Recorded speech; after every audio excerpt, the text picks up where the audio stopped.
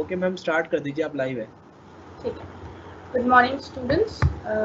Today we will start with a new chapter, which is Introduction to LLP, that is Limited Liability Partnership 2008. अभी तक हमने 3 units cover कर लिए हैं. ठीक है.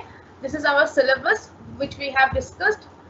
Unit 1 complete है. Unit 2 special contracts, where we have studied about contract of indemnity, contract of guarantee, contract of bailment, contract of pledge, contract of agency. These all we have done. Then we have already covered Unit 3, the Sales of Goods Act. उसमें सारे जो हमारे points थे वो हमने सब cover कर लिया है. इसके बाद आज से न्यू टॉपिक स्टार्ट करेंगे, which is the Limited Liability Partnership Act 2008, in which we will study about what is basically LLP. ठीक है. ये एक कौन सा फॉर्म ऑफ ऑर्गेनाइजेशन है, इसमें और पार्टनरशिप में क्या डिफरेंस है, इसमें और कंपनी में क्या डिफरेंस है, ये LLP कैसे इनकॉर्पोरेट होता है, इसके क्या डॉक्यूमेंट्स रिक्वायर होते हैं, कैसे इसके चेंज कर सकते हैं इसके नेम को, विसिल ब्लोइंग इन LLP कैसे हो सकता है, taxation, conversion, partners and their relations, all these we will cover in this particular unit. ठीक है. So let's start with the unit. This is introduction to LLP. Okay. Basically, what is LLP? LLP's full form is Limited Liability Partnership 2008. ठीक है.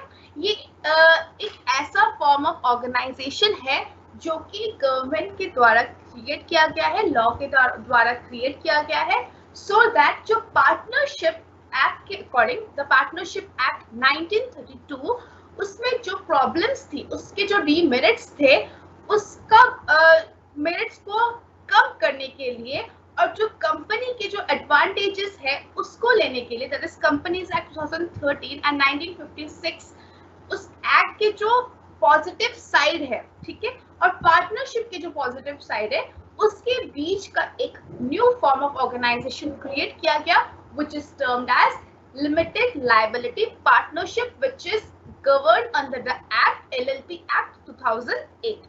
ठीक है. We all know that there are different types of forms of organization, starting from sole proprietorship, Hindu undivided family, your partnership, your cooperative society, companies, and companies are again further divided into private company and public company. So these 5 forms are there, but वो जो partnership और company के बीच का जो gap था, उस चीज को फिल करने के लिए एक new form of organisation create किया गया, which is termed as LLP. ठीक है. अब इस LLP का क्या फीचर्स है, इसकी जरूरत क्यों पड़ी, ये हम पढ़ेंगे. ठीक है. So I think so the screen is visible to you. Yeah. So with the growth of Indian economy, the role played by its entrepreneurs as well as technical and professional manpower has been acknowledged internationally. In this background, there have been a need of new corporate form that would provide an alternative to traditional partnership with unlimited personal liability on one hand and statute-based governance structure of limited liability. Partnership की क्या problem थी? Partnership में था unlimited personal liability and in company there is limited liability. ठीक है. और company के बहुत सारे डिफरेंट नेगेटिव्स भी थे. उन नेगेटिव्स को कम करने के लिए और पार्टनरशिप की अनलिमिटेड पर्सनल लायबिलिटी को शॉर्टन करके एक लिमिटेड लायबिलिटी क्रिएट करने के लिए एक new form of organisation create किया गया, which is termed as limited liability partnership. ठीक है. सो इसका ऑब्जेक्टिव क्या था? This LLP Act is to enable entrepreneurs, professional like CA, CS, CMS, जो consultancies provide करते हैं, lawyers, advocates, ऐसे लोगों के लिए, ऐसे जो group of people, अगर वो एक consultancy firm start करना चाहते हैं, तो they can start with LLP. They can form a LLP, that is Limited Liability Partnership, where all the partners, or we can say designated partners, have limited liability as per their share of contribution. वो जितने contribute कर रहे हैं उतने ही उनकी liability है, उनकी unlimited liability नहीं है. ठीक है. So this is the main objective in order to enable entrepreneurs, professional and enterprises providing services of any kind or engaged in scientific and technical disciplines to form what? To form a commercially efficient vehicles suited to their requirements. एक ऐसा form of structure create किया गया जिससे entrepreneurs, professionals and enterprising who are providing services to the customers to cater their needs, they can have this commercial efficient form of organization as per their requirements. Okay, owing to the flexibility in its structure and operation, the LLP would also be suitable vehicle for small enterprises and for investment by venture capital. ये किसके लिए भी अच्छा माना जाएगा? जो small entrepreneurs है वो भी एक LLP start कर सकते हैं. This was the objective. कौन-कौन beneficiaries है? मतलब कौन-कौन LLP create करेंगे तो उनको benefits मिल सकता है? Just like I said, professionals like CAs, CS, CMAs, CWAs, any person providing any kind of service, जो service render कर रही है उनको लोग they can be a good beneficiaries of LLP. Okay, then who are doing venture capital funds, ये सब small sector entrepreneurs, producers in handlooms, handicrafts, इनके कम structure में है उनके लिए ये LLP बहुत beneficial है. ठीक है. So what is the legal framework? This is governed under the Act 2008. ठीक है. अब आते हैं number of sections and schedules. In LLP there are 81 sections and 4 schedules. ठीक है. जो schedule 2, 3 and 4 है, that is related to the conversion of LLP. ठीक है. So we will discuss that later on in the next class. But what we have to study कि meaning क्या होता है LLP का. We have studied that. अब हम आते हैं उसका नेचर क्या है. ठीक है.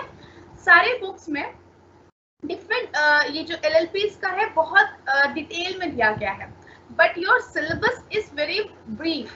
आपके सिलेबस में जो जो टॉपिक्स है we will cover only that topics. हम सारे एक्ट को कवर नहीं करेंगे. All the 81 sections, all the 4 schedules, we will not cover that. We will only cover the topics which are relevant as per your syllabus. ठीक है. तो आपके syllabus के अकॉर्डिंग क्या है मीनिंग इंपॉर्टेंट है. Then we will come to the nature of limited liability partnership according to section 3 and 4. Okay, we will go a little faster. मैं थोड़ा फास्ट बोल रहा हूँ इसलिए क्योंकि वी हैव रिमेनिंग 3 क्लासेस जिसमें मुझे ये वाला एक्ट आपको कंप्लीट करवाना है और साथ में मुझे IT एक्ट भी कंप्लीट करवाना है. So that is why I will be a bit faster. Just try to catch up that. Okay. So as for now, what we have done, we have done the meaning of LLP, and it has been written that LLP does not find any place in वो जो definition है ऐसा कोई proper definition नहीं है, but section 2 subsection 1 of subsection 9 defines a LLP as an incorporated partnership formed and registered under the Act of LLP 2008. एक ऐसा body, एक ऐसा फॉर्म ऑफ ऑर्गेनाइजेशन जो कि रजिस्टर्ड हो रही है किसके under the LLP act, that is limited liability partnership act 2008. ठीक है. अब आते हैं नेचर पर. Nature is described under section 3 subsection 1 of LLP 2008 act. ठीक है. ये चैप्टर आपके लिए इतना इंपॉर्टेंट क्यों है? क्योंकि this particular act, this only one act will catch 20 marks. ठीक है. 18 to 20 marks सिर्फ एक particular ये यूनिट, ये particular एक एक्ट पढ़ने से ही आप सिक्योर कर सकते हैं. So that is why you have to do this LLP act in the exam और आपको इसको पढ़ना ही है. ठीक है. So section 3 subsection 1 of LLP Act 2008 क्या कहती है? ये एक बॉडी कॉर्पोरेट है. ठीक है. Body corporate and a legal entity separate from its partner. जो LLP है उसकी आइडेंटिटी और उसके पार्टनर्स की आइडेंटिटी सेपरेटेड है, just like in a company. Company में भी कंपनी की आइडेंटिटी अलग होती है, उनके मेंबर्स की आइडेंटिटी अलग होती है. यहाँ पर हम मेंबर्स नहीं बोलेंगे जो कि LLP में होते हैं, हम उनको पार्टनर्स ही बोलेंगे, लेकिन they are separated from the LLP. So LLP is a body corporated at a legal entity. ठीक है. लीगल एंटिटी वो एंटिटी जिस पर केस स्यू भी किया जा सकता है, जो कि दूसरों को स्यू भी कर सकते हैं, उसकी एक लीगल एंटिटी है, एग्जिस्टेंस है. ठीक है. and that is separate from its partners. Okay, next is perpetual succession. Perpetual succession, you know that कि डेथ हो जाए, इंसैनिटी हो जाए, रिटायरमेंट हो जाए, इंसॉल्वेंट हो जाए of the partners of the LLP, लेकिन ये एलएलपी चलती रहेगी. जैसे कंपनी में भी होता है, द पार्टनर्स में कम और go but the company will go on forever. ठीक है, that is the perpetual succession. Similarly in LLP also it is a perpetual succession. जो पार्टनर्स है वो चले जाए, मृत्यु हो जाए, पागल हो जाए, रिटायर हो जाए, इंसॉल्वेंट हो जाए, दिवाला निकल जाए उनका, लेकिन उससे एलएलपी को कोई फर्क नहीं पड़ेगा.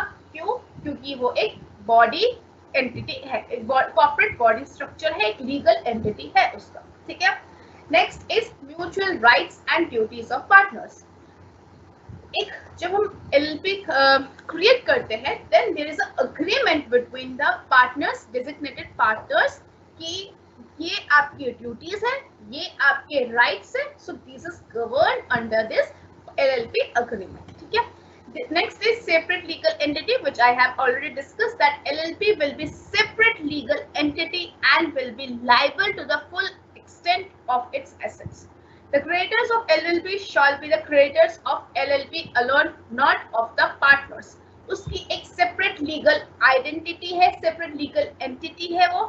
That is why he is differ from the partners. अगर creditors है LLP के, तो वो सिर्फ एलएलपी के क्रेडिटर्स है, वो पार्टनर्स के क्रेडिटर्स नहीं है, जो कि पार्टनरशिप एक्ट में होता था कि अनलिमिटेड लायबिलिटी की वजह से पार्टनर्स के जो क्रेडिटर्स है फर्म के, वो पार्टनर्स के भी क्रेडिटर होते थे in partnership act 1932, but not in LLP. ठीक है, is that clear? Next is mutual agency. There is no mutual agency. ठीक है, म्यूचुअल एजेंसी मतलब जैसे मैं और आप एक पार्टनर्स है in this LLP act. According to this LLP act हमने एक लीगल लायबिलिटी पार्टनरशिप क्रिएट किया, जिसमें मैं, आप और एक और पर्सन, तीनों पर्सन हम पार्टनर्स है. ओके, अब आपने कुछ पर्सनली आपने कुछ गलत किया, ठीक है, आपने कुछ अनलॉफुल किया, उसके लिए मैं लायबल नहीं हूँ. ठीक है, आई will B not liable, I will not, the court, the law will not held me liable, क्योंकि गलत आपने किया है. So every partners have their अपना अलग अलग एजेंसी है. There is no mutual agency. ठीक है, that is said that all the partners will be the agent of LLP only. No one partner will bind the other partner by his acts.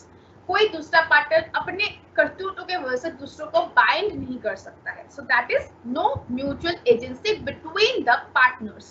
That's clear? Okay. Next is lawful business. Obviously आपको एक lawful business करना है जो कि court के according lawful है, जो कि ऐसा नहीं है जो कि अनलॉफुल है. That is comes under the lawful business. According to section 2 of 1 of subsection E of the act, which act? It is LLP Act 2008. The term business includes any trade, any profession or service and occupation. That's clear? Okay. Next is any change in partners of limited liability partnership shall not affect the existence, rights or liabilities of LLP. क्योंकि LLP जो है वो एक separate legal identity रखती है, उनकी एक separate entity है. दैट इज व्हाई अगर पार्टनर्स में चेंजेस आ रहे हैं तो उसके वजह से LLP पर कोई असर नहीं पड़ेगा. ठीक है, that clear?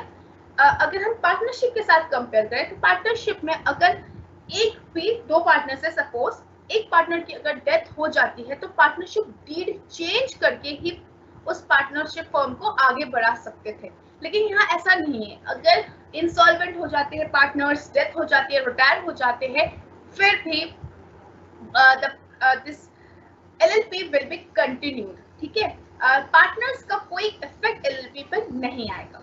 Next is non applicability of Indian partnership act. This is under section 4 of LLP act. ये आप लिख सकते हैं, बुक में नहीं लिखा हुआ है. You can write this. Non applicability of Indian partnership act is under section 4 of LLP act, where it is said that जो भी पार्टनरशिप एक्ट 1932 में लिखा गया है, जो भी प्रोविजंस है, this is not at all applicable in the limited liability partnership. Limited liability partnership के लिए अपना एक एक्ट है, that is LLP act 2008, right?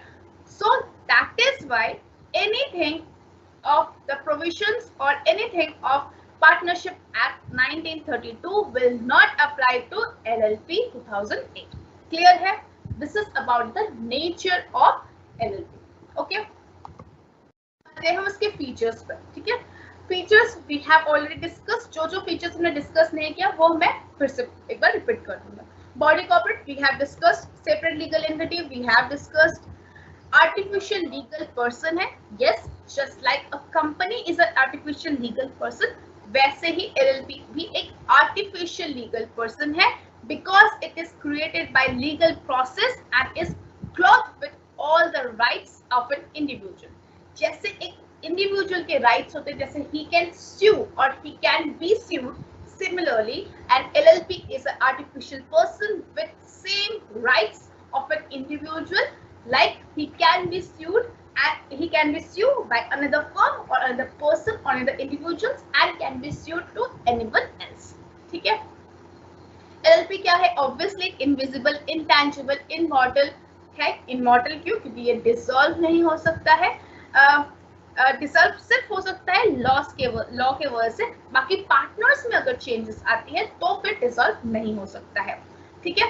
So it is about the artificial legal person. Perpetual succession we have discussed that अगर partners की death हो जाए, insanity हो जाए, रिटायर्ड हो जाए, इंसॉल्वेंट हो जाए, still it will not affect the LLP because it has perpetual succession under section 3 of subsection 2. ठीक है. Common seal. ठीक है.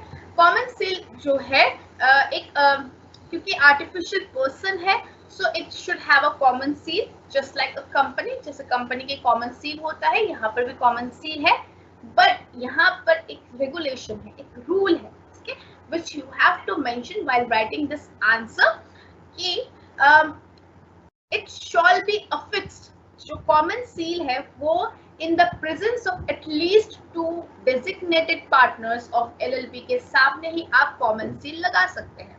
किसी भी डॉक्यूमेंट्स में, किसी भी अग्रीमेंट में, किसी भी आपका टेंडर हो या फिर आपका किसी भी आप कोई ट्रेडिंग कर रहे हो जहां पर आपके LLP का सिग्नेचर चाहिए, दैट इज कॉमन सील चाहिए, वहां पर at least 2 designated partners of LLP should be in present there when you are affixing that common seal. ठीक है. This is very important. Okay.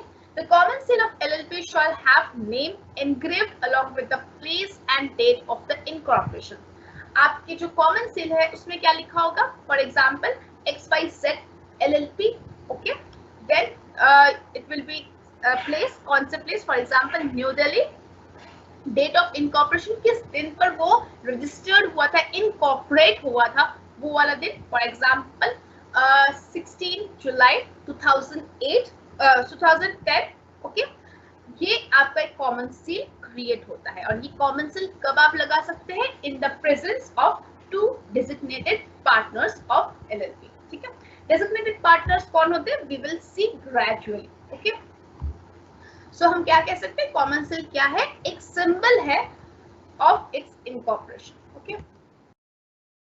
Liability, we have discussed that every partners have their limited liability and the liability according to the contribution he or she had made towards the LLP. ठीक है. Every partner of a LLP is for the purpose of business of LLP, the agent of the LLP, but not of the partners.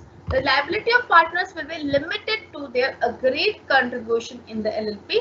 जिन्होंने जितना contribute किया है उसके हिसाब से ही limited होगा. ठीक है. फॉर एग्जांपल 2:3 रेशियो में अगर कंट्रीब्यूशन हुआ है between the 2 partners, then 2 partners of LLP, then उनका जो लायबिलिटी है that is also in the ratio of 2:3. ठीक है. That's clear. So such contribution में भी टैंजिबल और इनटैंजिबल नेचर और बोथ. जो कंट्रीब्यूशन की बात कर रही हूँ ये टैंजिबल भी हो सकता है इन टर्म्स ऑफ मनी और इनटैंजिबल भी हो सकता है in mode of services. Okay. Next is however the liabilities of LLP and partners who are found to have acted with intent to defraud creditors or for any fraudulent purpose shall be limited to all or any of the debts of other liabilities of the LLP. ठीक है. जो LLP की liabilities है वो LLP के liabilities तक ही सीमित है, ठीक है। Next is management of business. The partners in LLP are entitled to manage the business of LLP.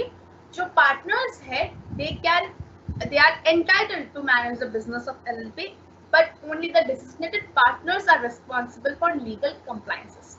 यहाँ पर LLP में मैं ये बता दूँ आपको, हम लेटर ऑन पढ़ेंगे डिटेल में, बट अभी मैं बता देती हूँ कि LLP में पार्टनर्स भी होते हैं और डेजिग्नेटेड पार्टनर्स भी होते हैं, ठीक है। पार्टनर्स कौन होते हैं? जो कि बिजनेस को मैनेज कर सकते हैं, लेकिन जो डेजिग्नेटेड पार्टनर्स है उनके पास ही सारी रिस्पॉन्सिबिलिटी होती है फॉर द लीगल कॉम्प्लायंसेस, ठीक है। So the management of business ये जो बिजनेस को मैनेज करना है वो पार्टनर्स कर सकते हैं LLP के, लेकिन कुछ भी अगर प्रॉब्लम होगा, all the legal compliances will be responsible for the designated partners, ठीक है।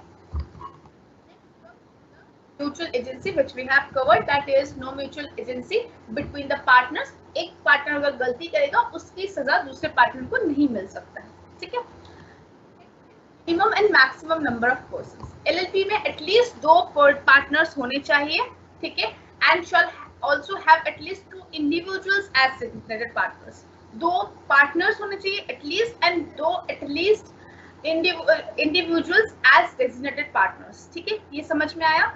Minimum 2 normal partners, 2 designated partners minimum होने चाहिए, ठीक है। और मैक्सिमम में कोई लिमिट नहीं है, ठीक है। जैसे कंपनी में मैक्सिमम में कोई लिमिट नहीं था, यहाँ पर भी मैक्सिमम में कोई लिमिट नहीं है। पार्टनर्स में 10 था, up to 10 you have partners, लेकिन यहाँ पर minimum 2 normal partners, at least 2 designated partners and no maximum limit, ठीक है। This is the minimum number and maximum number of partners in a LLP, ठीक है। नेक्स्ट इज बिजनेस सिर्फ आप profit के लिए कर सकते हैं, आप कोई NGO चलाने के लिए या फिर कोई नॉन इकोनॉमिक पर्पस या कोई चैरिटेबल पर्पस, इसके लिए आप बिजनेस नहीं कर सकते, ठीक है। नेक्स्ट है LLP अग्रीमेंट, ठीक है, which is a very important topic. LLP agreement. LLP agreement क्या है? ये एक ऐसा अग्रीमेंट है जो कि आपको बताता है कि आप एज अ पार्टनर्स आपके बीच में क्या राइट्स है, आपकी क्या ड्यूटीज है टुवर्ड्स द LLP, ठीक है। The LLP Act 2008 provides flexibility to partners to devise the agreement as per their choice.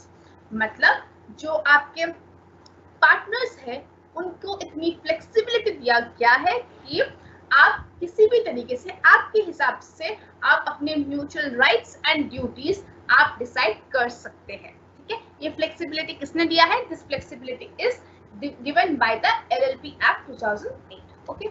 But if there is no such agreement, the mutual rights and duties shall be governed by the provisions of LLP Act 2008. इसका मतलब ये है कि अगर आपने decide कर लिया है कि म्यूचुअल राइट्स और ड्यूटीज क्या है आपके बीच में एज अ पार्टनर्स, अगर नहीं है ऐसा कोई अग्रीमेंट, तो भाई साहब अब तो हम गवर्न करवाएंगे किससे?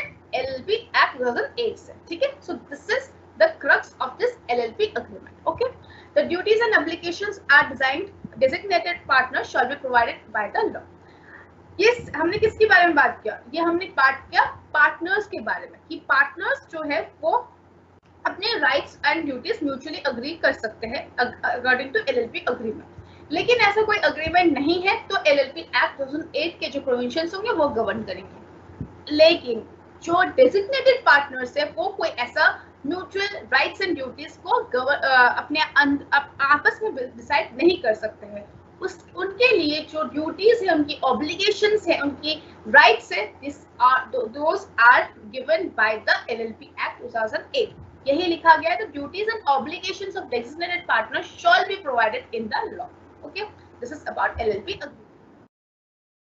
Next is annual accounts and audits. अब हर एक LLP को एक एनुअल रिकॉर्ड मेंटेन करना कंपलसरी है, जहां पर true and fair view of its state of affairs should be reflecting, ठीक है। A statement of accounts and solvency shall be filled by every LLP with registrar every year.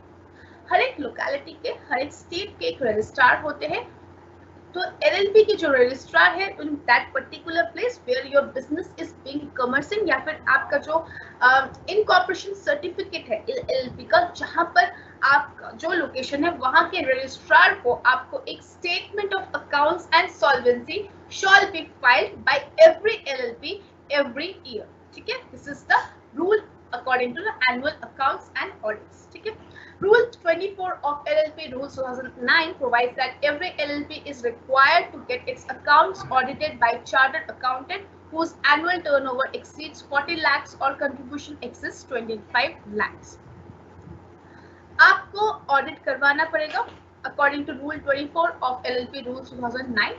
किनको audit करवाना पड़ेगा? Chartered accountant से, CA से audit करवाना पड़ेगा ऐसे LLP जिनके एनुअल टर्नओवर है 40 लाख से ज्यादा या फिर उनकी कंट्रीब्यूशन है 25 लाख से ज्यादा। ठीक है, the turnover limit of 40 lakhs has been raised to 60 lakhs by finance act 2010।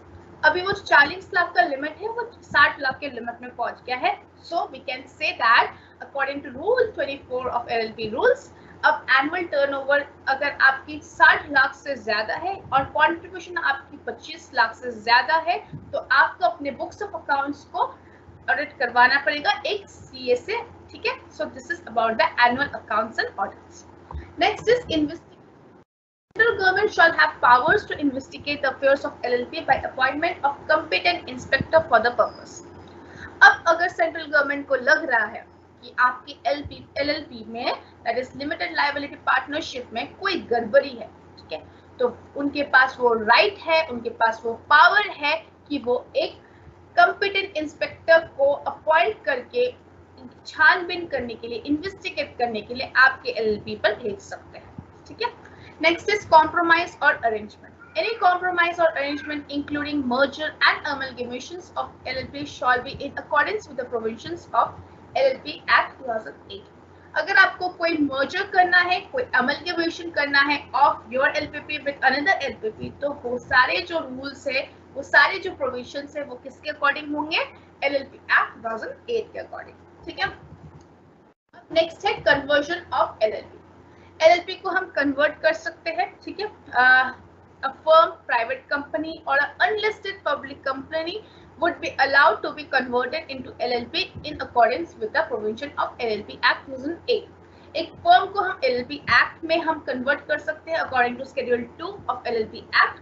Private company को हम LLP में convert कर सकते हैं according to Schedule 3 of LLP Act. And unlisted public company को भी हम convert कर सकते हैं into LLP according to Schedule 4 of LLP Act. ठीक है, इन सबको हम कन्वर्ट कर सकते हैं। इनके क्या प्रोसीजर है ये हम नेक्स्ट क्लास में पढ़ेंगे, that is in Thursdays class. ठीक है, आज हम पढ़ेंगे इनकी बेसिक चीजें क्या है। बस आपको ये समझना है कि एक फर्म, एक प्राइवेट कंपनी और एक अनलिस्टेड पब्लिक कंपनी कन्वर्ट हो सकती है LLP में। कैसे होगी, क्या होगा, वो हम आगे सब्सिक्वेंटली पढ़ेंगे।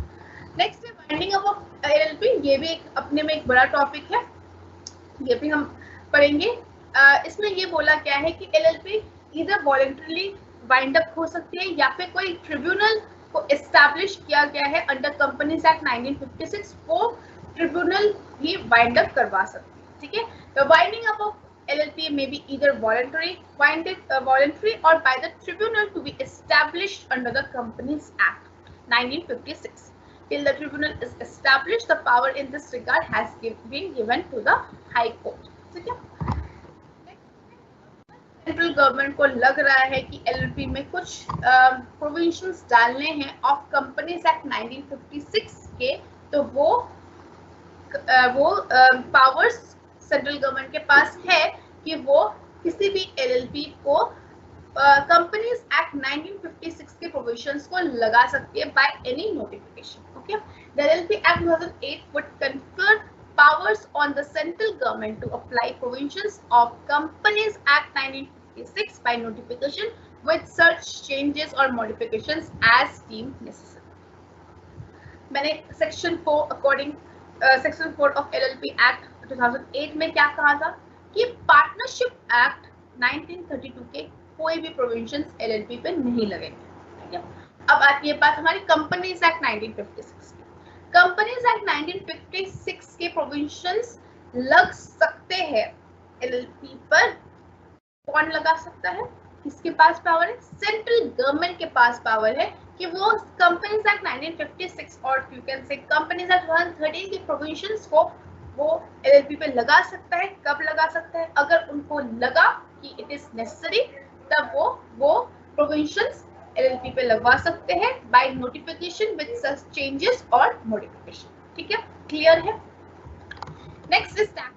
ऑब्वियसली टैक्सेशन आपको इनकम टैक्स आपको रिटर्न फाइल करना पड़ेगा, इनकम टैक्स प्रोवाइड करना पड़ेगा। तो provisions of income tax act 1961 shall apply in all issues related to the taxation of LLP. ठीक है, जो भी इनकम टैक्स एक्ट 1961 के अकॉर्डिंग जो भी प्रोविजंस है, वो सारे प्रोविजंस, वो सारे issues relating to taxation will be of LLP. ठीक है, next is e filing of documents.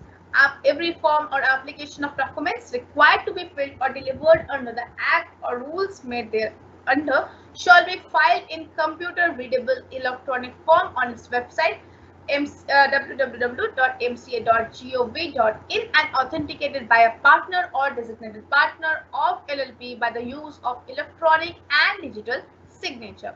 कोई भी डॉक्यूमेंट्स हो आपको फाइल कर सकते हैं। कैसे कर सकते हैं? एक कंप्यूटर रीडेबल इलेक्ट्रॉनिक फॉर्म में। किस वेबसाइट में? MCA के वेबसाइट में, that is ministry of corporate affairs के वेबसाइट में। और इसको कौन ऑथेंटिकेट करेगा? जब आप वो डॉक्यूमेंट्स फाइल कर रहे हैं तब इधर पार्टनर या फिर डेजिग्नेटेड पार्टनर ऑफ LLP को अपने डिजिटल सिग्नेचर के थ्रू उसको ऑथेंटिकेट करना है। ठीक है, हम non applicability of partnership act 1932, जो कि मैंने बता दिया है कि this is not applicable to LLPs, right? अब नेक्स्ट है foreign LLPs। Section 2 subsection 1 of subsection M of the Act defines foreign limited liability partnership as a limited liability partnership formed, incorporated or registered outside India which established as place of business within India। मतलब सीधा सीधा ये समझिए, कोई एक ऐसा legal liability partnership form जो कि हमारे इंडिया से बाहर किसी कंट्री में फॉर्म हुई है, इनकॉर्पोरेटेड हुई है, रजिस्टर्ड हुई है, लेकिन उसका प्लेस ऑफ बिजनेस क्या है? इंडिया है। So that will be called as foreign LLPs। फिर से बोल रही हूँ मैं, एक ऐसा बॉडी स्ट्रक्चर, एक ऐसा LLP जो कि बनी है, इनकॉर्पोरेट हुई है, रजिस्टर्ड हुई है, कहाँ पर? आउटसाइड इंडिया, लेकिन उसका प्लेस ऑफ बिजनेस क्या है? इंडिया है। ठीक है, so that is foreign LLP according to section 2 subsection 1 of M।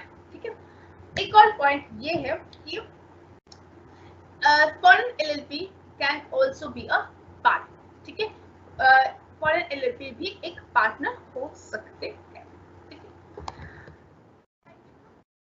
LLP and traditional partnership firm, this is already I have discussed। जब मैं ये नेचर फीचर्स पढ़ा रही थी उसके साथ साथ ही मैं आपको बताती जा रही थी।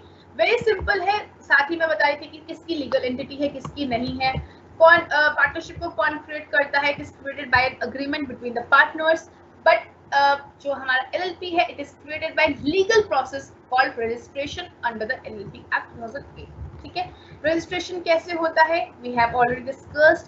परपेचुअल सक्सेशन पार्टनरशिप में नहीं होती है, but there is perpetual succession in LLP। Maximum number of partners 10 और 10 होते थे, यहाँ पर मैक्सिमम का कोई लिमिट नहीं है। म्यूचुअल एजेंसी पार्टनरशिप एक्ट में होता था, यहाँ पर नहीं है। ठीक है, डेजिग्नेटेड पार्टनर्स का कोई प्रोविजन नहीं था पार्टनरशिप एक्ट में, लेकिन यहाँ पर एटलीस्ट 2 डेजिग्नेटेड पार्टनर्स होने चाहिए और उनमें से एक रेजिडेंट ऑफ इंडिया होना चाहिए। ठीक है, रेजिडेंट इन इंडिया मतलब in the preceding previous year. अभी फॉर एग्जांपल 2022 चल रहा है। ठीक है, so we are in the assessment year of current year, not assessment, current year कौन सा हो गया हमारा? 22-23। सो अगर मुझे रेजिडेंट पता करना है, सो आई विल चेक 21-22 में एटलीस्ट 182 डेज कोई पर्सन इंडिया में रहा है, so that will be called as a resident in India. So 2 designated partners होने चाहिए, 2 नॉर्मल पार्टनर्स होने चाहिए LLP में। 2 डेजिग्नेटेड पार्टनर्स में से एक partner should be resident in India. ठीक है, कॉमन सील नहीं होता है पार्टनरशिप में, इसमें पार्टनरशिप LLP में कॉमन सील होता है। So these all things already I have covered. ठीक है, बाकी पॉइंट हम कवर करते रहेंगे। Finding of management, modes of maintenance of account, ये आप एक बार रीड करेंगे आपको बहुत क्लियरली समझ में आ जाएगा। Already most of the points मैंने क्लियर कर दिया। These things are in your syllabus, इसलिए that is why these are very important। इस पे क्वेश्चंस आ सकते हैं। सिमिलरली आपके एलएलपी और limited liability company that is your normal company, उस पर भी क्वेश्चंस आते हैं, ठीक है, या फिर what is the distinction between LLP and a company, so you can do that. Okay, LLC is limited liability company, company को ही एलएलसी कहा गया है। आप इससे कंफ्यूज मत होइएगा, क्योंकि अगर पूछा गया है कि distinction between LLP and company, तो आपको यही लिखना है, LLC is limited liability company का obviously you know limited liability होता है and this governed by companies act 1956, वही आपको लिखना है, ठीक है। तो सेम थिंग जो मैं आपको नेचर और फीचर्स पढ़ा रही थी, उसमें मैं जब डिस्टिंक्शन करवा रही थी तो उसमें यू हैव डन दैट, ठीक है। कंपनी में मिनिमम 2 डायरेक्टर्स लगते हैं in private company, but in public company 3 directors लगते हैं। वैसे डायरेक्टर्स का कोई प्रोविजन नहीं होता है in LLP, there is only provision of partners and designated partners. Partners 2 minimum partners और डेजिग्नेटेड पार्टनर्स में 2, उसमें से एक रेजिडेंट ऑफ इंडिया होना चाहिए और मैक्सिमम में कोई लिमिट नहीं, ठीक है। Just read out, you can easily understand that. और बाकी हम आगे कर रहे हैं तो आगे के पॉइंट से भी आपको बहुत सारे पॉइंट्स क्लियर हो जाएंगे। नॉट रिपीटिंग, यहाँ पर कुछ क्वेश्चंस यहाँ पुट किए हैं मैंने, you can go through that. इस टाइप के क्वेश्चंस आपके आ सकते हैं एग्जाम में। Now the next topic that is formation and incorporation of LLP. अब हमने देख लिया एलएलपी क्या होता है, वो कैसे डिफरेंट है पार्टनरशिप से, वो कैसे डिफरेंट है कंपनी से, उसकी क्या फीचर्स होते हैं, उसकी क्या नेचर है, ये सब हमने पढ़ लिया है। अब हम आते हैं कि वो एग्जिस्टेंस में कैसे आ सकता है। वो एलएलपी जो है that is limited liability partnership, how हम एज अ पर्सन हम उसको इनकॉर्पोरेट कर सकते हैं। So this is what we will study in this point, ठीक है। Before that I will like to take any doubts if you have till now, ठीक है।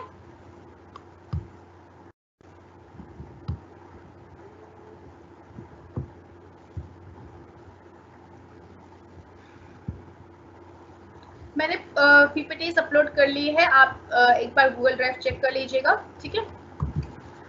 Morning everyone,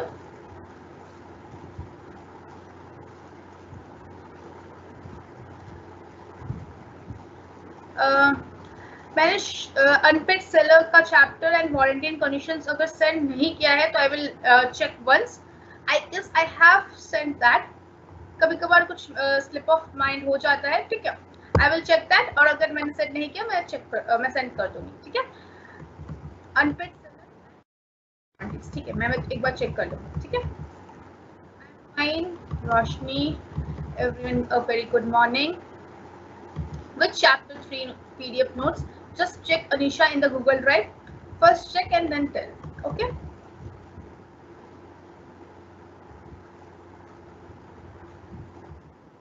Your offline class will be started soon, Sheetal. Then you can do that classes. अगर आपके online classes miss हो गए तो offline classes भी आप जाकर आप पढ़ सकते हैं, ठीक है। So आपकी syllabus वहाँ भी cover हो जाएगा once more time. आपने अगर ऑनलाइन लिया है तो एक बार आपका रिवीजन भी हो जाएगा, ठीक है। So you can take the both the opportunities which are given by the as well, right. Offline classes will be start soon, इस वीक में या नेक्स्ट वीक में जरूर स्टार्ट हो जाएगा, ठीक है। अगर किसी पार्टनर्स की डेथ हो जाती है इन एलएलपी, ठीक है, जो उसके उतने फॉर एग्जांपल जुलाई में उसकी डेथ हो जाती है, ठीक है, तो जुलाई तक उसका जो प्रॉफिट बनता है या फिर उसकी जो सैलरी बनती है, ठीक है, वो उसके एजेंट को दिया जाता है या उसके नॉमिनी को दिया जाता है, ठीक है। Notes in the Google drive, don't need to write the same thing several times. जाकी, एक बार फिर आप मेरे रिकॉर्डिंग्स को सुन लीजिएगा, आपको फिर से समझ में आ जाएगा। कॉमन सेल कुछ नहीं है, एक ऐसा स्टैम्प है, ठीक है, इसका स्टैम्प है, एलएलपी का स्टैम्प है, जिसमें लिखा होता है कि एलएलपी का क्या नाम है, ठीक है, फॉर एग्जांपल XYZ एलएलपी, ठीक है, उसके साथ वो किस दिन इनकॉर्पोरेट हुआ है और वो किस जगह पर उसका प्लेस ऑफ बिजनेस है वो लिखा होगा, ठीक है। That is a stamp, simply you have to know that it is a stamp. Common seal एक स्टैम्प होता है, ठीक है। Yes, features you have to explain. अगर वो 8-9 मार्क्स का आया है तो you have to explain that. Okay. So 3 to 4 lines में लिखने से नहीं चलेगा, you have to explain it very well. Okay? Year जो हमारे बुक्स ऑफ अकाउंट्स में जो फाइनेंशियल ईयर लेते हैं वही फाइनेंशियल ईयर होता है एलएलपी का भी. Yes, LLC is same as company entity.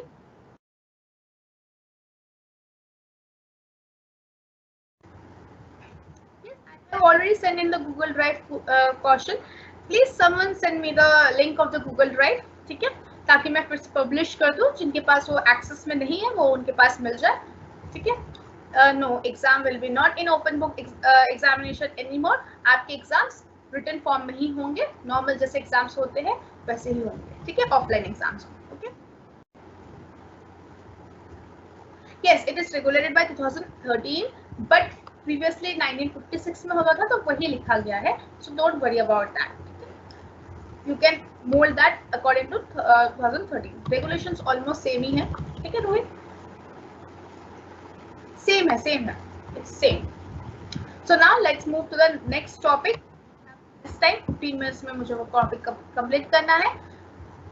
So yeah, here we come to the incorporation of LLP, that is limited liability partnership. Okay, we have discussed क्या है वो. एक body corporate and legal separate entity है. From its partners एक status है, एक legal status है. So these all we have discussed. ठीक है. अब what are the benefits of incorporating a LLP? आप जब एक LLP को incorporate करना चाहेंगे तब आपके पास minimum 2 partners होने चाहिए. पार्टनर्स कैन बी इंडिविजुअल और बॉडी कॉर्पोरेट. जैसे एक फॉरेन एलएलपी भी हो सकता है या फिर इंडिविजुअल्स भी हो सकते हैं, लेकिन मिनिमम 2 पार्टनर्स होने चाहिए. साथ में आपके पास 2 मिनिमम डेजिग्नेटेड पार्टनर्स होने चाहिए, जिनमें से एक एटलीस्ट रेसिडेंट होने चाहिए इंडिया के. इंडिया के रेसिडेंट कौन होंगे? जो प्रीवियस ईयर में 182 डेज एटलीस्ट इंडिया में रही है, ठीक है. Next prerequisite of incorporating LLP है क्या? एक डिजिटल सिग्नेचर सर्टिफिकेट.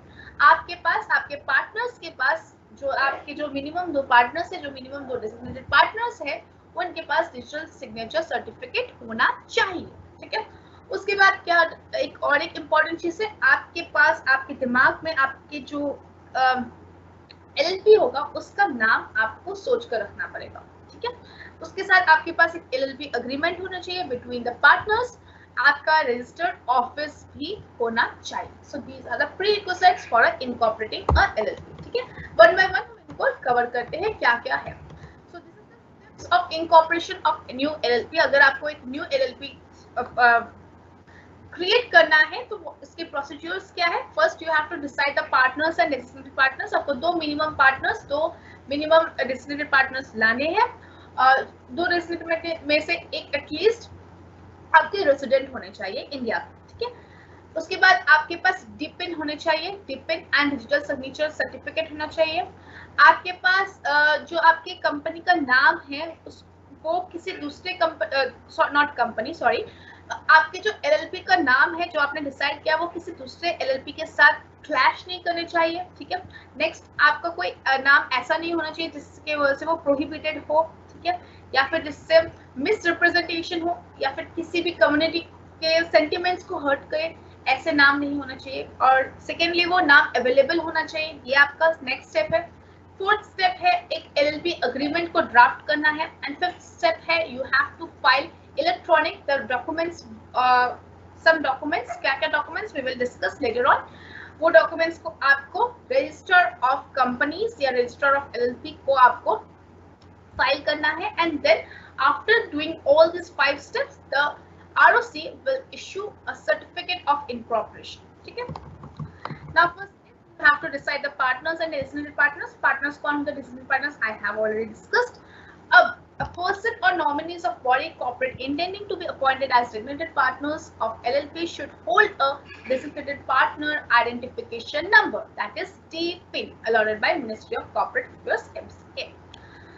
अब आप जो सोच रहे हैं कि जो 2 डेजिग्नेटेड पार्टनर्स होने चाहिए, वो दोनों डेजिग्नेटेड पार्टनर्स बॉडी कॉर्पोरेट नहीं हो सकते. पार्टनर्स कैन बी इंडिविजुअल और body corporates, but the designated partners have to be individual and among them one have to be the resident of India, ठीक है. रेसिडेंट ऑफ इंडिया का definition क्या होता है मैं बता चुकी हूँ, right.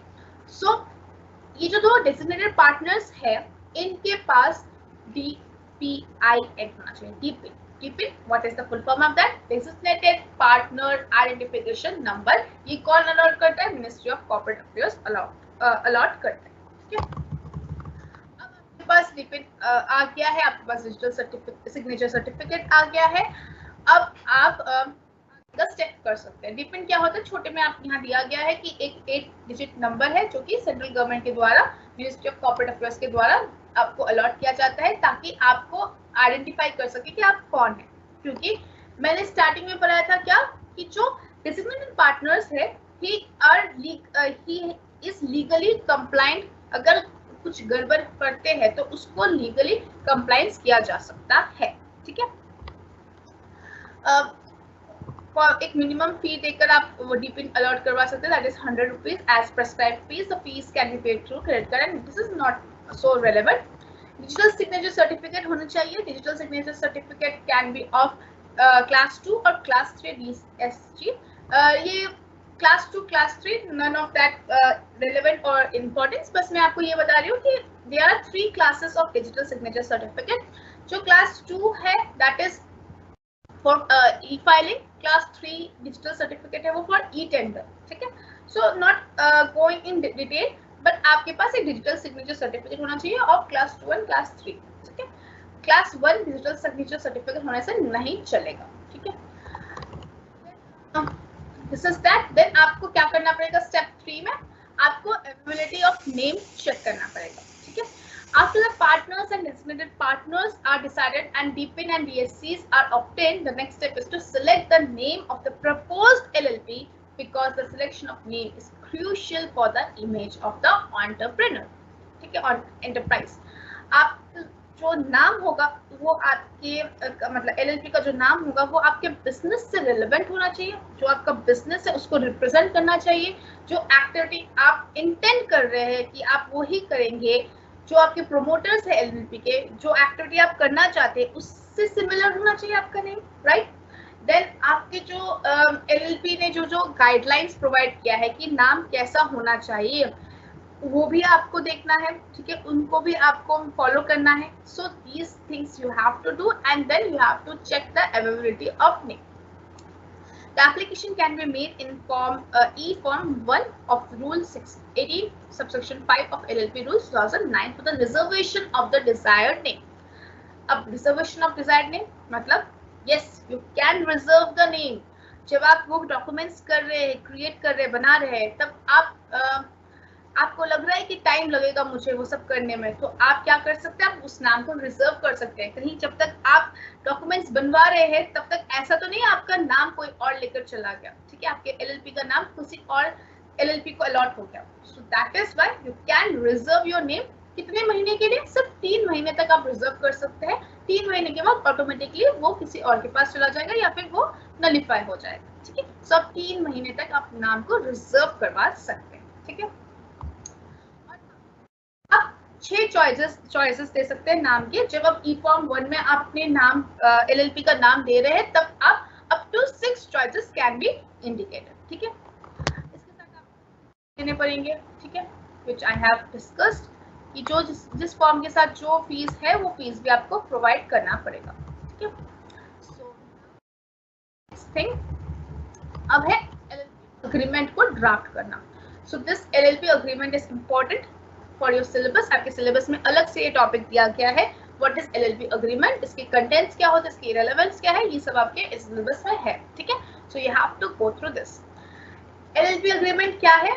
It means any written agreement between the partners of LLP or between the limited liability partnership and its partners which determines the mutual rights and duties of the partners and their rights and duties in relation to that the LLP. ठीक है, already I have explained LLP agreement क्या होता है। इसमें आपके rules and duties लिखा जाता है between the partners and LLP के बीच में क्या ड्यूटीज होंगे, क्या किसके क्या काम होंगे, क्या राइट्स है, वो भी रिटन अग्रीमेंट में लिखा जाता है बिटवीन द पार्टनर्स। लेकिन डेजिग्नेटेड पार्टनर्स के लिए जो रूल्स गवर्न है बाय द LLP एक्ट वही चलता है। ये LLP agreement is only for the partners of LLP। ठीक है, इसमें क्या क्या कंटेंट होते हैं? Name of the LLP, name and address of the partners and the designated partners, कौन कितना कंट्रीब्यूट कर रहा है, किस उस कंट्रीब्यूशन में कितना इंटरेस्ट मिलेगा, प्रॉफिट शेयरिंग रेशियो क्या है, किसको कितना सैलरी, कितना रेम्यूनरेशन मिलेगा, किस पार्टनर्स की कितनी राइट्स है, क्या ड्यूटीज है in case of admission, resignation, retirement, cessation and exclusion, business, क्या बिजनेस के लिए ये एलएलपी फॉर्म क्या क्या है, रूल्स क्या है गवर्निंग द एलएलपी, ये सब। ठीक है, कोई अग्रीमेंट में ऐसा कोई कंटेंट का कोई भी पार्ट अगर मेंशन नहीं किया गया है तो जो भी एलएलपी एक्ट शेड्यूल 1 के अकॉर्डिंग राइट्स एंड ड्यूटीज है वो एप्लीकेबल होंगे। ठीक है, LLP agreement must be duly stamped as per the relevant stamp act of the state. जो भी एक्ट का स्टैम्प एक्ट के हिसाब से स्टेट का जो भी एक्ट के अकॉर्डिंग कितने रुपए का स्टैम्प होना चाहिए, कैसा स्टैम्प होना चाहिए, उस हिसाब से ये एलएलपी अग्रीमेंट में ड्यूली स्टैम्प होना चाहिए। ठीक है, next is electronic filing of some documents. कुछ डॉक्यूमेंट्स को इलेक्ट्रॉनिकली फाइल करना पड़ेगा विद इट्स प्रेस्क्राइब्ड फीस। उसके प्रेस्क्राइब्ड फीस के साथ रजिस्ट्रार ऑफ एलएलपी को ये सारे डॉक्यूमेंट्स फाइल करने पड़ेंगे। ठीक है, क्या क्या डॉक्यूमेंट्स है? फॉर्म ई फॉर्म 1 में है application for the availability of name, E form 2 पे है incorporation document and subscriber statement. Subscriber statement, इसमें सब्सक्राइबर जो है वो स्टेटमेंट देता है कि जो भी यहाँ पर हम बता रहे हैं वो सब कुछ, जो भी हम इंफॉर्मेशन दे रहे हैं आपको, वो सब कुछ ट्रू एंड फेयर है। ठीक है, अगर ट्रू एंड फेयर नहीं है तो मुझ पर पेनल्टी लगेगा। सो ये सब्सक्राइबर की स्टेटमेंट होता है along with its digital signature. ठीक है, देन कम्स ई फॉर्म 3 जहां पर एलएलपी अग्रीमेंट के डिटेल्स होते हैं और कोई भी चेंजेस उसमें हो, उसके कोई भी चेंजेस लाना हो या फिर कोई भी चेंजेस आया हो, वो सब कुछ ई फॉर्म 3 में होता है। ठीक है, नेक्स्ट इज ई फॉर्म 4 जहां पर पार्टनर्स के डिटेल्स दिए जाते हैं, उनके नेम, उनके एड्रेस, उनका ऑक्यूपेशन क्या था, उनका एज क्या है, क्वालिफिकेशन क्या है, सब डिटेल्स पार्टनर्स के दिए जाते हैं। नेक्स्ट इज ई फॉर्म 7 जहां पर DPIN that is designated partner identification number वो इंफॉर्मेशन दिया जाता है। ठीक है, प्रूफ ऑफ एड्रेस भी दिया जाता है साथ में, रजिस्टर्ड ऑफिस का में इनकॉर्पोरेशन डॉक्यूमेंट होता है। ठीक है, दिस इज नॉट सो, एक बार रीड कर लीजिएगा, इसमें इतना कुछ इंपॉर्टेंट नहीं है, already I have discuss that. E form 3 भी मैंने डिस्कस कर दिया है क्या क्या एलएलपी अग्रीमेंट में होगा। ठीक है, it is not mandatory to file LLP agreement at the time of incorporation and same can be filed within 30 days of incorporation or within 30 days of subsequent changes। जब आपका incorporation हो रहा है तभी आपकी LLP agreement को file करना compulsory नहीं है। आप within 30 days of incorporation के बीच आप LLP agreement को फाइल करवा सकते हैं। ठीक है, फॉर एग्जाम्पल आपका LLP अग्रीमेंट के ऊपर क्वेश्चन आता है, ठीक है, कि what is LLP agreement, what are its details, what are its contents. So आपको पूरे चैप्टर में LLP अग्रीमेंट के बारे में जहां जहां जो जो इन्फॉर्मेशन दिया है वो इन्फॉर्मेशन आपको याद करके उसमें लिखना पड़ेगा। ठीक है, that is the point. Okay, so अभी LLP अग्रीमेंट में एक और चीज हमने क्या पढ़ा कि जब आपका इनकॉर्पोरेशन हो रहा है तभी आपको LLP अग्रीमेंट फाइल करना मैंडेटरी नहीं है।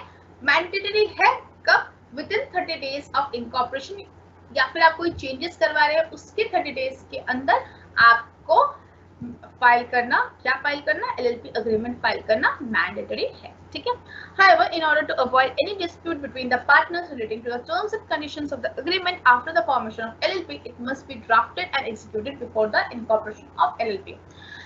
वैसे LLP अग्रीमेंट LLP एक्ट में इन्होंने सजेशन दिया है कि कोई dispute between the partners relating to the terms and conditions को अवॉइड करने के लिए आपको हमेशा इनकॉर्पोरेशन से पहले ही LLP अग्रीमेंट बनवा लेना चाहिए। लेकिन हाँ, अगर आपका बना नहीं है, मैंडेटरी नहीं है कि आपका इनकॉर्पोरेशन के टाइम पर ही LLP अग्रीमेंट होना चाहिए, ये मैंडेटरी नहीं है। आप 30 दिन के बाद भी after the time of incorporation के 30 दिन, विद इन 30 दिन में आप LLP अग्रीमेंट को फाइल करवा सकते हैं। ठीक है, देने हैं वो मैंने बताया था, with in a period of 30 days of incorporation. Proof of address देना है आपको रजिस्टर्ड ऑफिस का। ठीक है, अब आता है issue of certificate of incorporation of ROC, that is the 6th step. इतना कुछ करने के बाद अब हमारा फाइनल एंड कंक्लूडिंग स्टेप आता है, जहां पर रजिस्ट्रार है वो आपको सर्टिफिकेट ऑफ इनकॉर्पोरेशन आपको इश्यू करवाते हैं। ठीक है, आपके सारे जो फॉर्मेलिटीज है उसको सेटिस्फाई होने के बाद, जो भी आपके रूल्स एंड रेगुलेशंस, आपके फीस थे, वो सब आप कंप्लाई करने के बाद registrar will issue a certificate of incorporation in form 16 within a period of कितने दिन में, 14 दिन में, from the date of filing of form 2। जब जैसे आप फॉर्म 2 को फाइल करेंगे उसके 14 दिन के अंदर आपको एक सर्टिफिकेट ऑफ इनकॉर्पोरेशन इशू किया जाएगा by ROC, that is registrar. जब वो देखेंगे कि आपकी जो फॉर्मेलिटीज है, आपने जो रूल्स एंड रेगुलेशंस है, आपके जो प्रेस्क्राइब्ड फीस है, वो सब आपने कंपाइल किया है, ये satisfied, then within 14 days from the issue filing of form 2 he will issue the certificate of incorporation। ठीक है, इस जो सर्टिफिकेट ऑफ इनकॉर्पोरेशन है ये कौन साइन करता है, ये रजिस्ट्रार साइन करते हैं और it is authenticated by his official seal. This is about the incorporation. Incorporation documents section 11 provides that a statement is required to be filed in the prescribed form along with the incorporation document. This statement shall be made by an advocate, CA, CS, CMA engaged in a formation of LLP as to legal compliance regarding incorporation. एक incorporation document according to section 11 में बताया गया है कि एक statement आपको देना पड़ेगा।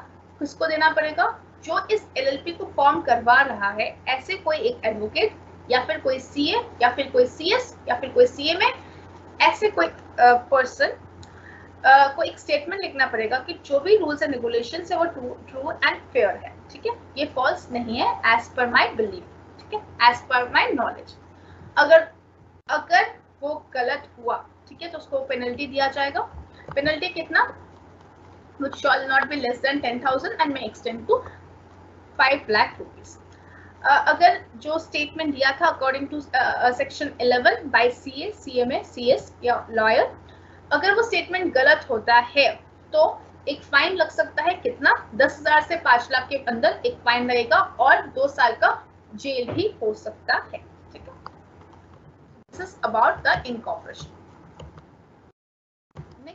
Registered office and LLP and change their name। ठीक है, this we will cover in the next class and the provisions relating to the name of LLP and changes their name। ठीक है, ये 2 टॉपिक्स बचे हैं इस टॉपिक में, ये हम नेक्स्ट क्लास में कवर करेंगे। It's already 11:30, so if you have any doubts you can post it here and then we will wind up।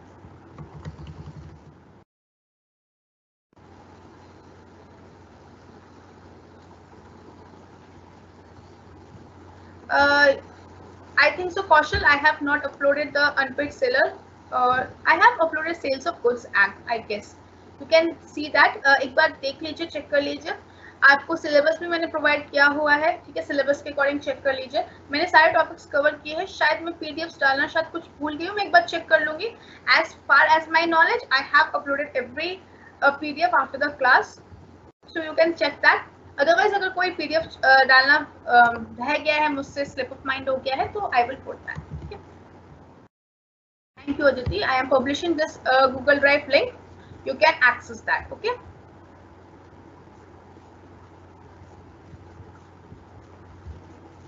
Visual mechanism तो नहीं है Jyoti, just check the syllabus. This is the syllabus. यहाँ visual कहाँ दिखा हुआ है आपको?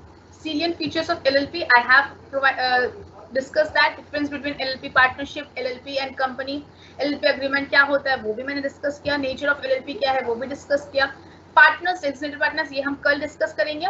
इनकॉर्पोरेशन डॉक्यूमेंट हमने डिस्कस कर लिया। इनकॉर्पोरेशन बाय रजिस्ट्रेशन डिस्कस कर लिया। रजिस्टर्ड ऑफिस एंड LLP, ये सब बाकी सब हम कल डिस्कस करेंगे। ठीक है, ये इतना हमने, ये सब बाकी हम कल नहीं, मतलब थर्सडे के क्लास में डिस्कस करेंगे रिमेनिंग पोर्शन। अभी हमने ये सारे टॉपिक्स डिस्कस कर लिए except partners and designated partners. ठीक है, so this is the syllabus, check the syllabus and then say okay.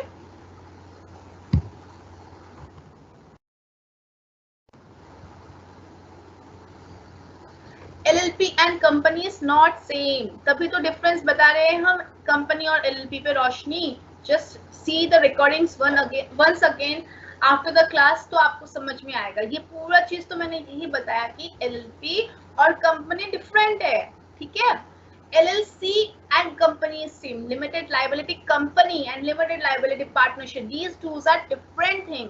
ठीक है, रोशनी जस्ट गोज एक और बार, ठीक है। आई कैन अंडरस्टैंड, मैं थोड़ा फास्ट भी पढ़ा रही हूँ और फर्स्ट टाइम आप ये एलएलपी कंसेप्ट को समझ रहे हैं, पढ़ रहे हैं, तो आपको प्रॉब्लम हो सकता है। तो आफ्टर द क्लास आप क्या कीजिए, हमेशा किसी भी टीचर के लेक्चर को आपको फिर से सुनना है। आफ्टर द क्लास आप उसी लिंक पे आप क्लिक करेंगे तो आपको क्लास की रिकॉर्डिंग सुनाई देगी उसी दिन का, ठीक है। वो रात के 12 बजे खत्म हो जाता है वो लिंक, तो with in 12 in the midnight आप उस लिंक को फिर से पढ़िए, फिर से सुनिए।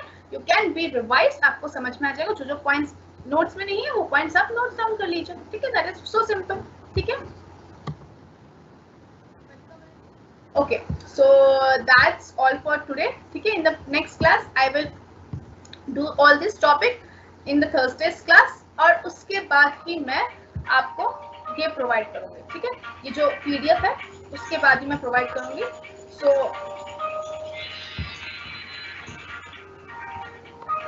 Okay, so that's all for today.